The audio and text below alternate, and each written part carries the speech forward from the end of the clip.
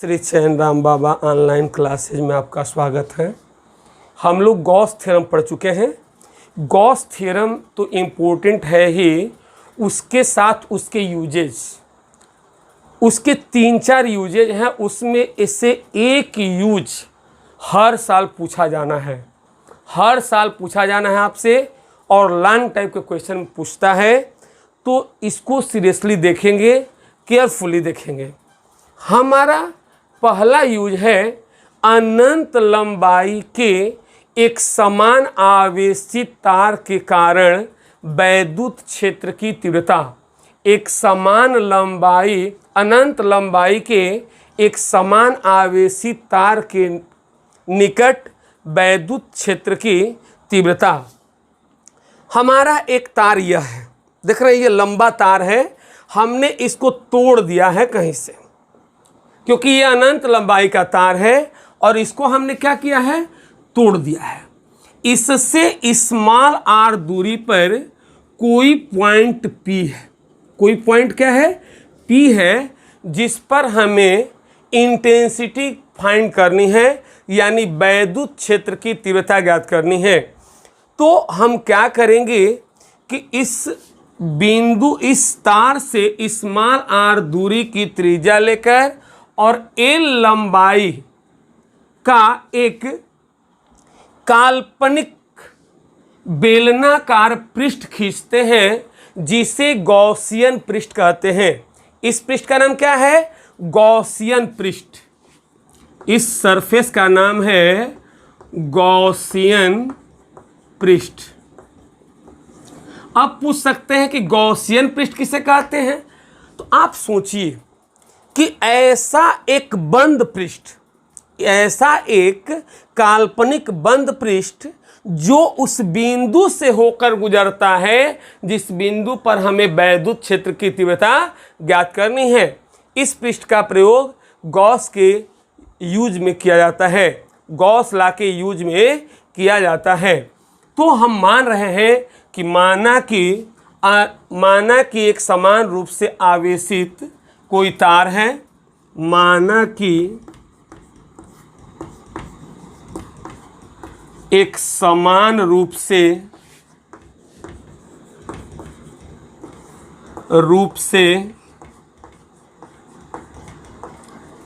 आवेशित एक तार है,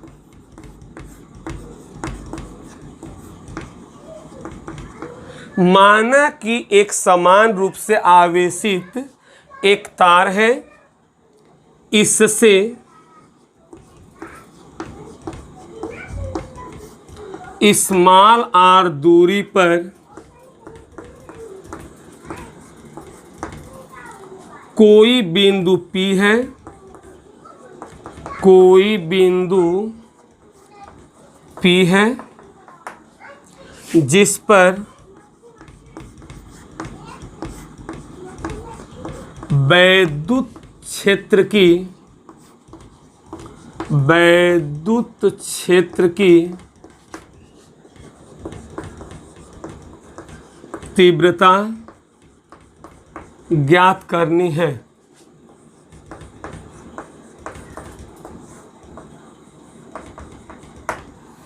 माना कि एक समान रूप से आवेशित तार है, इससे स्मॉल आर दूरी पर कोई पॉइंट P है, इसी बिंदु पर हमें वैद्युत क्षेत्र की तीव्रता ज्ञात करनी है। तो हमने क्या किया है कि इसको एल लंबाई वाला एक गॉसियन पृष्ठ खींच दिया है। तो यहां पर देखिए, हम दो तरह का सरफेस ले सकते हैं। एक सरफेस यहां पर लिए हैं, तो यहां पर इंटेंसिटी का डायरेक्शन ये है और इसका DA, यानी इस का क्षेत्रफल हम माने हैं A। किसका क्षेत्रफल, इस अल्पांश भाग का क्षेत्रफल A माने हैं, तो ये हमारा DA हो गया।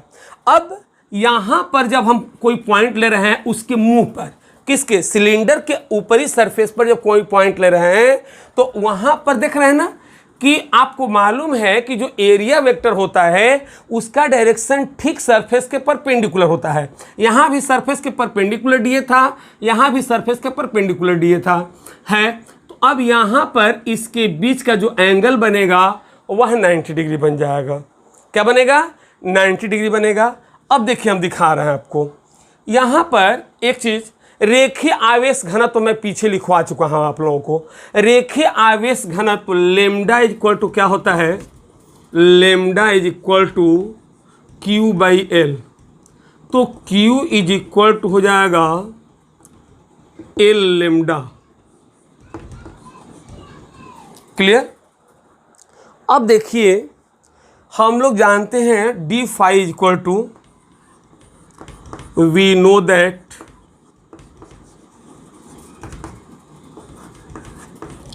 D phi is equal to vector E dot vector D A. तो यहां से हम लोग ये फाइंड कर सकते हैं कि D phi is equal to A dot B का क्या होगा? E D A cos theta, E D A cos theta. अब आपको यहां पर एक चीज और फाइंड करना है। क्या? तो देखिए कि हमको जो कास है दो तरह का है, एक यहां वाला एक यहां वाला। तो अब हम निकालेंगे D phi is equal to, यहां दिख रहा है ना, ई डी ए कास, इन दोनों के बीच का एंगल हो जाएगा 0। अब इन दोनों के बीच का एंगल क्या होगा? 90 degree. E D A cos 90 degree. यहाँ पर ई डी ए कास 0 और ये हो जाएगा ई डी ए कास 90 डिग्री। अब आप देखिए D phi is equal to क्या होगा? तो ई कास 0 का वैल्यू 1 होगा, प्लस यहां पर देखिए कास 90 का वैल्यू 0, तो ये 0 हो जाएगा। अब देखिए यहां पर मैं लिख रहा हूं इसको, देखिए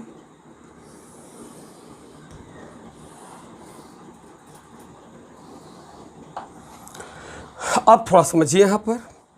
अब हमको क्या करना है कि पूरे का निकालना है। तो पूरे का निकालने के लिए क्या करेंगे? हम इंटीग्रेट कर देंगे। पूरे का निकालने के लिए क्या करना है कि इंटीग्रेट कर देना है। अब integrating both side, integrating both side,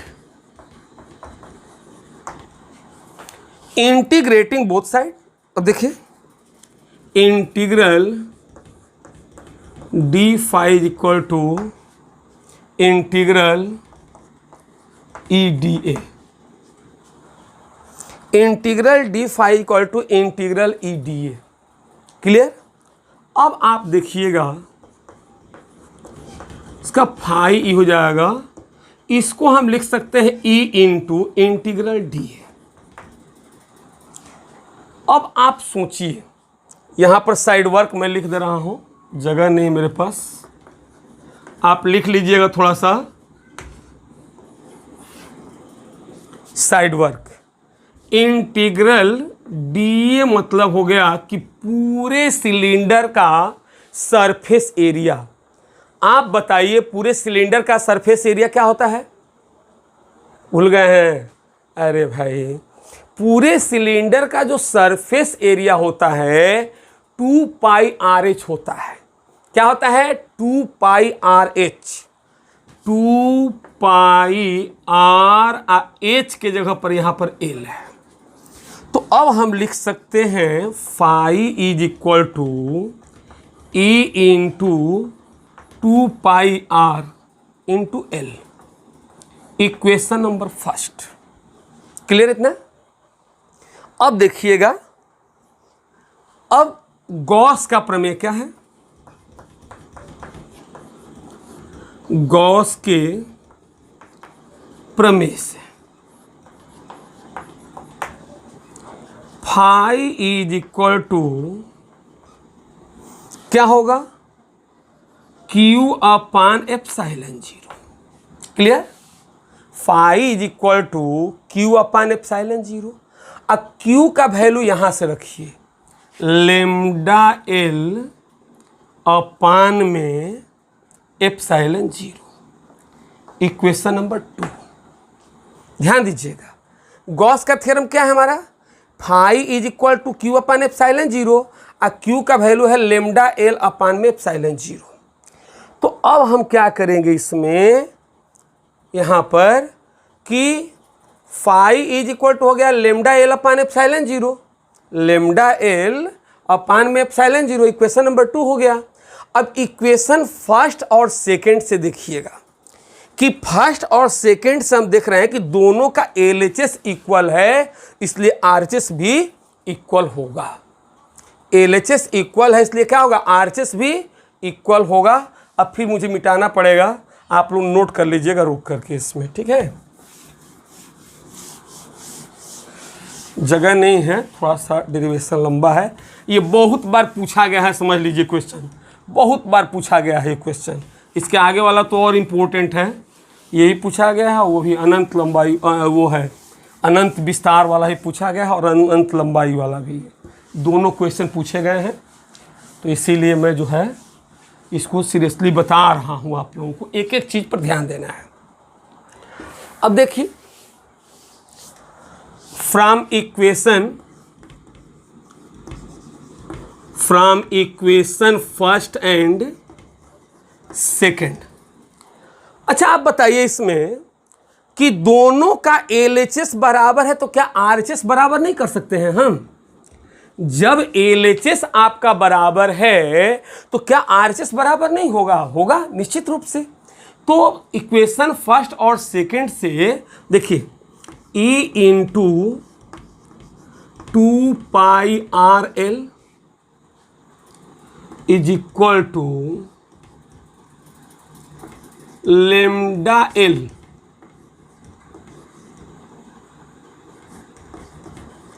epsilon zero. L से एल क्या हो जाएगा, कैंसिल। तो E is equal to 1/2 pi epsilon zero, देख रहे हैं ना, 2 पाई को लेके चला है नीचे, एप्सिलॉन जीरो इंटू L/R। एक ये फार्मूला आपका निकल गया। हमको इंटेंसिटी निकालनी थी, ध्यान दीजिएगा, तीव्रता का निकालना था। E इज इक्वल टू देखिए 2 पाई को नीचे लेके चले आए, 2 पाई एप्सिलॉन जीरो हो गया, लेमडा यहीं पे है, R अपान में हो गया। ऐसे हम लोग फार्मूला में जानते हैं 1/4 पाई एप्सिलॉन जीरो का वैल्यू, तो चाहेंगे तो यहाँ 2 से मल्टीप्लाई कर देंगे। क्या करेंगे, 2 से मल्टीप्लाई कर देंगे। E is equal to 1/4 pi epsilon zero into 2 lambda upon R।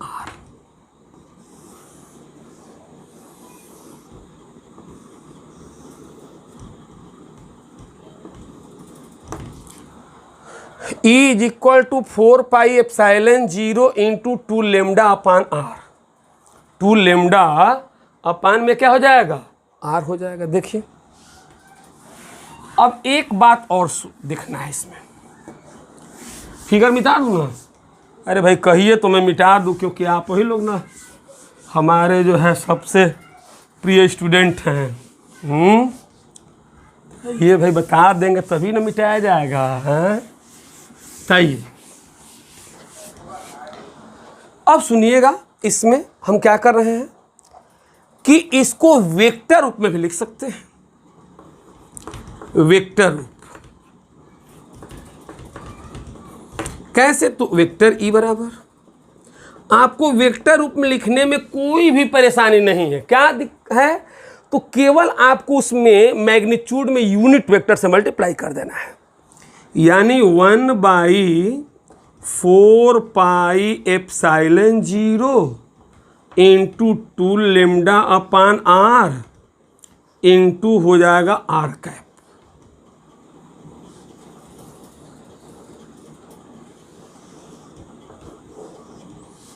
अब देखिए, इसकी विशेष स्थितियां मैं लिख दे रहा हूं। इसकी विशेष स्थितियां क्या, तो देखिए यहां पर यदि ये कांस्टेंट हो जाए, कौन सा, ये कांस्टेंट है और लेम्डा भी कांस्टेंट है, तो ई लेम्डा को यदि कांस्टेंट माना जाए, फर्स्ट कंडीशन, तो E is inversely proportional to R, यानी किसी बिंदु पर वैद्युत क्षेत्र की तीव्रता दूरी के व्युत्क्रमानुपाती होती है। क्या बोलेंगे कि किसी बिंदु पर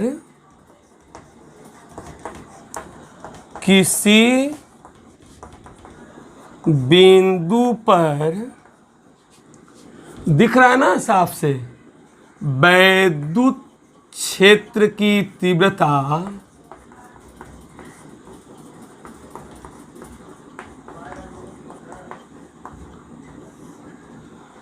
किसी बिंदु पर वैद्युत क्षेत्र की तीव्रता दूरी आर के व्युत्क्रमानुपाती होता है।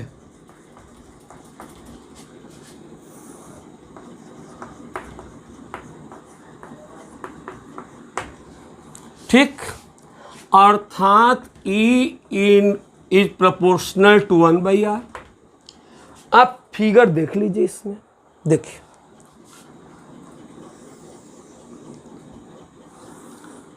यह मान लीजिए कि R है और ये हमारी इंटेंसिटी E है,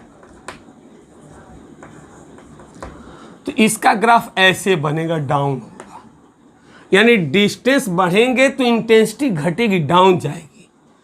E is proportional to 1/r। Clear?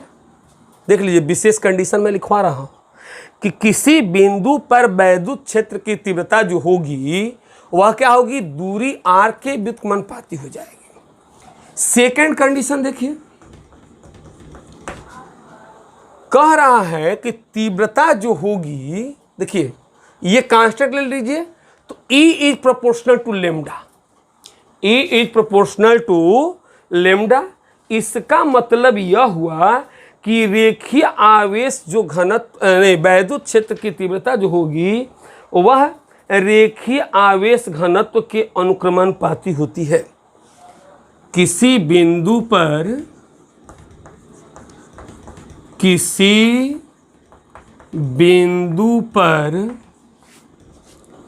वैद्युत क्षेत्र की तीव्रता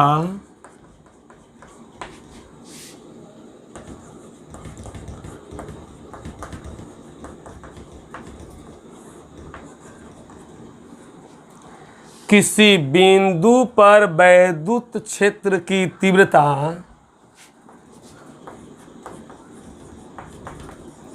रेखीय आवेश घनत्व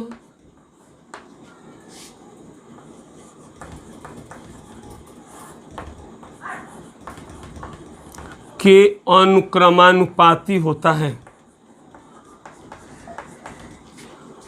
अनुक्रमानुपाती होता है। अब इसका फिगर देख लीजिए, देखिए जैसे इंटेंसिटी ई हो गया ऊपर और लेम्डा हो गया इसे, तो ऐसे आपका ग्राफ बनेगा। इसका बात समझिएगा, ये ई ऊपर हो गया, ये लेम्डा ऊपर हो गया, तो इसका ग्राफ ऐसे बनेगा, क्योंकि समान रूप से बढ़ेगा और समान रूप से घटेगा। बढ़ाने पर बढ़ेगा और घटाने पर घटेगा। ठीक है, तो यहाँ पर आपका दो विशेष कंडीशन है, ये बड़ी इंपॉर्टेंट है एग्जाम के दृष्टिकोण से। ये आया है आपके पेपर में, बहुविकल्पी में पूछा है कि ई किसके प्रोपोर्शनल होगा 1/r के, ऐसे पूछा, ये क्वेश्चन पूछा गया है क्वेश्चन, तो ये पूछा जा सकता है, ये पूछा गया है कई बार, तो इसको आप नोट डाउन कर लीजिएगा। और बड़ा ही इंपॉर्टेंट ये टॉपिक चल रहा है आपका। अच्छा ये बताइए कि समझ में आ रहा है कि नहीं, आप ये लोग बताइए कि समझ में आ रहा है कि नहीं आ रहा है। इसमें क्या किया हूँ, केवल ई का वैल्यू निकाल लिया, अब 1/4πε0 करना चाहता था तो हमने क्या किया कि 2 से मल्टीप्लाई कर दिया ऊपर नीचे, तो वेक्टर रूप में ये हो गया E=1/4πε0 into 2 lambda upon R, ये आर कैप हो जाएगा। आर कैप से मल्टीप्लाई कर देंगे। इसका 2 कंडीशन है, दोनों कंडीशन हमने लिख दिया। अब हम लोग चलेंगे इसमें, अगला हमारा यूज है अनंत विस्तार की एक समान आवेशित चादर के कारण वैद्युत क्षेत्र की तीव्रता। अनंत विस्तार के एक समान आवेशित चादर के कारण वैद्युत क्षेत्र की तीव्रता निकालनी है हम लोगों को। बात समझिएगा, यही निकालना है। देखिए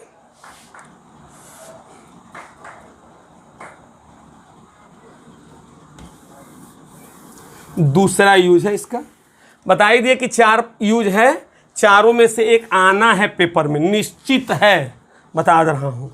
ये कोई टालने वाला नहीं है आपको, इसीलिए मैं बता रहा हूँ आप लोगों को।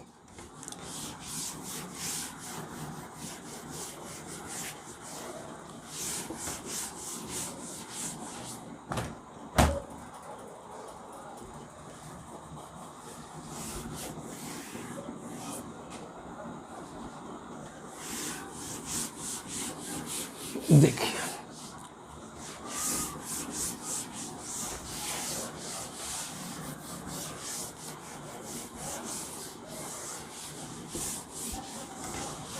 अब देखिए इसमें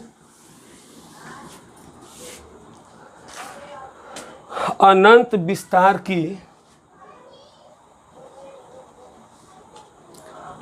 दूसरा यूज है अनंत विस्तार की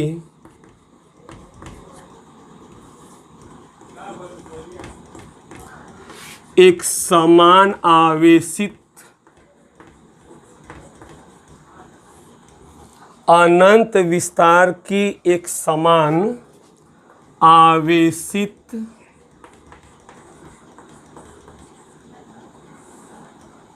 अनंत विस्तार की एक समान आवेशित चादर के कारण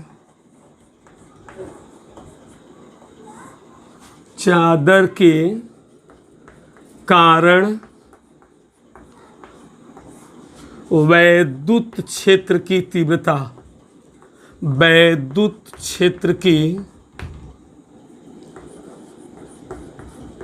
तीव्रता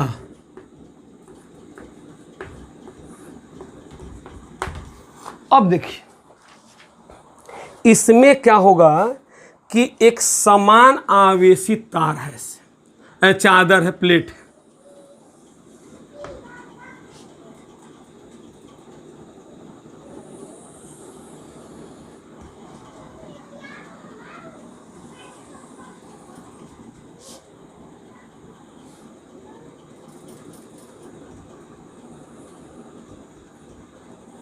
ऐसे है हमारा, ऐसी ये प्लेट है। हमको यहाँ से देखिए ये चादर है, हम ऐसे दिखा नहीं पाएंगे इस पर सही से, आप लोग प्रैक्टिकली समझिए। जैसे मान लीजिए कि एक मेरा ये बुक है, यही प्लेट है इसका, और इससे स्मॉल आर दूरी पर कोई पॉइंट P है जिस पर हमें वैद्युत क्षेत्र की तीव्रता फाइंड करनी है। तो यहाँ से हम क्या कर रहे हैं कि एक पॉइंट ले लिए हैं यहाँ पर,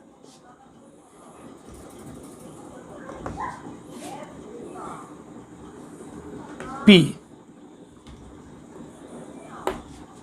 और हमें इसी बिंदु पर इंटेंसिटी ज्ञात करनी है। तो देखिए चादर के दोनों ओर पॉइंट होंगे आपके, एक हो जाएगा E और ये हो जाएगा आपका D, और इसी तरह से डॉट डॉट करके एक ऐसे ही खींच दीजिए आप, ऐसे ही डॉट डॉट करके आप खींच दीजिए लाइन। बात समझ रहे हैं ना, ऐसे कर दिए। तो फिर इधर भी एक पॉइंट हम मान रहे हैं पी डैश। अब पॉइंट पी डैश मान रहे हैं, इसकी भी इंटेंसिटी ई होगी और आपका एरिया डी ए मान ले रहे हैं। क्लियर है इतना? हमें क्या करना है इस पर कि रेखीय आवेश नहीं, इसका जो है पृष्ठीय घनत्व तो सिग्मा है, इसका पृष्ठीय घनत्व तो क्या है, सिग्मा है। पृष्ठीय घनत्व जो है क्या है, सिग्मा है। देखिए बड़ा इंपॉर्टेंट टॉपिक चल रहा है, ये बहुत इंपॉर्टेंट है, ये वाला जो मैं बता रहा हूं अभी वो भी है, लेकिन उससे ज़्यादा इंपॉर्टेंट ये है। चार है, चारों में से एक आना है, ये ज़्यादा बार पूछा गया है, और एक गोलीय कोष वाला है वो भी ज़्यादा बार पूछा गया है। दो ज़्यादा बार पूछे गए हैं, लेकिन कभी कभी क्या होता है कि जो ज़्यादा बार नहीं पूछा जाता वही पूछ देता है। तो इसलिए आप सावधानी बरतेंगे, क्या करेंगे, सबको कर लेंगे, चारों में से ही पूछना है आपको, मैं बता दे रहा हूँ। अब आप देखिए रेखीय आवेश घनत्व, रेखीय आवेश घनत्व कर रहे हैं, ये पृष्ठीय आवेश घनत्व सिग्मा इज इक्वल टू होगा Q upon A. Q upon A, तो Q इज इक्वल टू होगा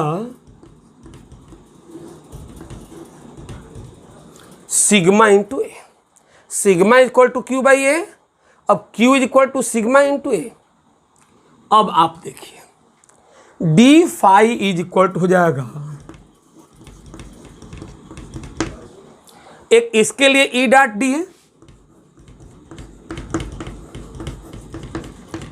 प्लस एक इसके लिए ई डॉट डी है। देख रहे हैं ना, दोनों के लिए अलग अलग लेना है। अब आप देखिएगा कि D phi is equal to क्या होगा, इसका हो गया ई डॉट डी और ई डॉट डी हो गया।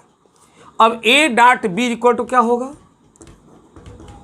ई डी ए कास जीरो। देख रहे हैं ना, दोनों एक ही डायरेक्शन में है, तो इसके बीच का एंगल क्या होगा, 0 डिग्री होगा। E D A cos zero हो गया plus E D A cos zero. अब आप देखिएगा डी फाई इक्वल टू क्या होगा, कास जीरो का वैल्यू क्या होगा 1, कास जीरो का वैल्यू क्या होगा 1, तो ई डी ए हो जाएगा और ये भी ई डी ए हो जाएगा। तो आप बताइए कि एक ई डी ए और ई डी ए, 2 ई डी ए होगा कि नहीं होगा,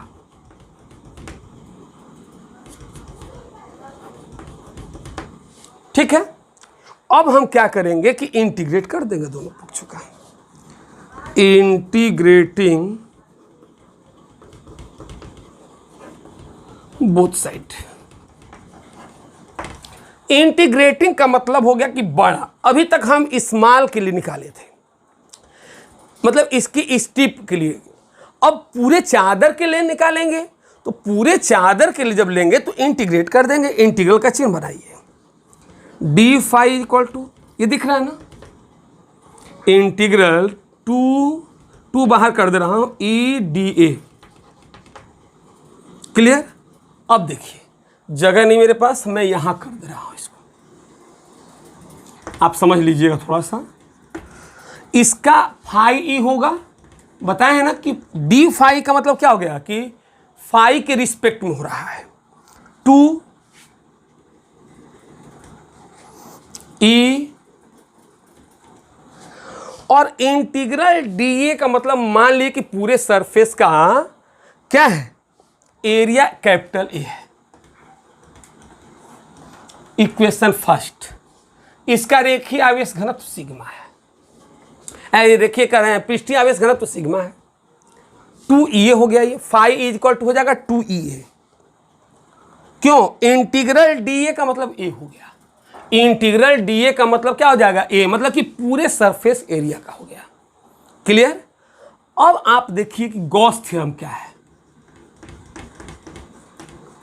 गॉस के प्रमेय से क्या होगा, गॉस का प्रमेय क्या है, तो phi is equal to Q upon epsilon 0। अब आप थोड़ा सा देखिए, जगह मेरे पास कम है तो इसीलिए मैं यहाँ कर दे रहा हूँ। फाई इज इक्वल टू, यहीं पे एक लाइन लिख दे रहा हूँ, समझ लीजिएगा आप लोग।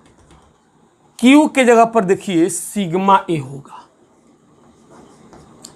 अपान एप्सिलॉन 0। ये इक्वेशन 2 है, थोड़ा समझने की कोशिश करिएगा। ये लाइन यहाँ से यहाँ आई है और ये फिगर में का है, ठीक है। Phi is equal to sigma, Q का वैल्यू यहाँ रख रहा हूँ सिग्मा ए अपान एप्सिलॉन 0। अब देखिए इक्वेशन फर्स्ट और इक्वेशन सेकंड दोनों का एलएचएस बराबर है, देख रहे हैं ना। दोनों का एलएचएस क्या है कि बराबर है, तो आरएचएस भी बराबर होगा। From equation first and second, from equation first and second. अब देखिए दोनों का एलएचएस बराबर है, तो अब आरएचएस बराबर करिए। तो 2EA is equal to sigma A upon epsilon 0। 2EA is equal to sigma A upon epsilon 0। तो ए से क्या हो जाएगा, कैंसिल। तो E is equal to sigma upon 2 epsilon 0। Most important formula proof हुआ आपका हेंस प्रूफ। कई बार परीक्षा में पूछा जा चुका है क्वेश्चन, मैं फिर से एक बार रिवीजन कर दे रहा हूं कि अनंत विस्तार का ये चादर है, इसके इधर किसी पॉइंट P पर हमको क्या करना है, इंटेंसिटी निकालना है। तो इसके सिमेट्री एक हम अलग से पॉइंट लेंगे P dash, we suppose any point P dash, उसी दूरी पर। जैसे इतनी r दूरी पर ये है तो इधर भी r दूरी पर ही लेंगे, ये नहीं कि इधर का दूरी अलग उधर का दूरी अलग, तो गलत हो जाएगा, बात समझिएगा। अब आप जानते हैं कि पृष्ठीय घनत्व सिग्मा इक्वल टू क्या होता है, क्यू अपान ए। ये क्या है, गॉसियन पृष्ठ है, ये हमारा जो है गॉसियन पृष्ठ है। अब तो Q इक्वल टू क्या होगा, सिग्मा ए। अब डी फाई इक्वल टू होगा इसके लिए ई डी और फिर इसके लिए ई डी ए, दो है।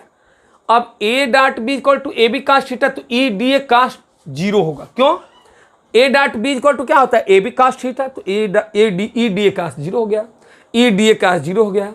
कास्ट 0 का वैल्यू 1, तो ई डी ए यहाँ पर ई डी ए, अब 2 ई डी ए हो जाएगा। अब देखिए हमने क्या किया कि इंटीग्रेट किया, D phi equal to 2 E D A हो जाएगा।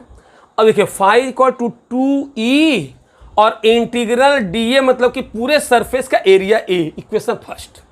गॉस थ्योरम हमारा क्या कहता है कि phi equal to Q upon epsilon 0। अब क्यू का वैल्यू यहाँ से उठा के यहाँ रखेंगे, फाई इक्वल टू क्यू का वैल्यू सिग्मा ए अपन एप्सिलॉन 0, इक्वेशन 2। फर्स्ट और सेकंड का देखिए दोनों का एलएचएस बराबर है, तो आरएचएस बराबर होगा from equation first and second. अब एलएचएस बराबर है तो आरएचएस बराबर करिए। अब इतना इक्वल टू इतना हो जाएगा, इतना इक्वल टू इतना, देख रहे हैं ना। तो ए से ए कैंसिल हो गया, E is equal to sigma upon 2 epsilon 0। कितना टाइम हो रहा है?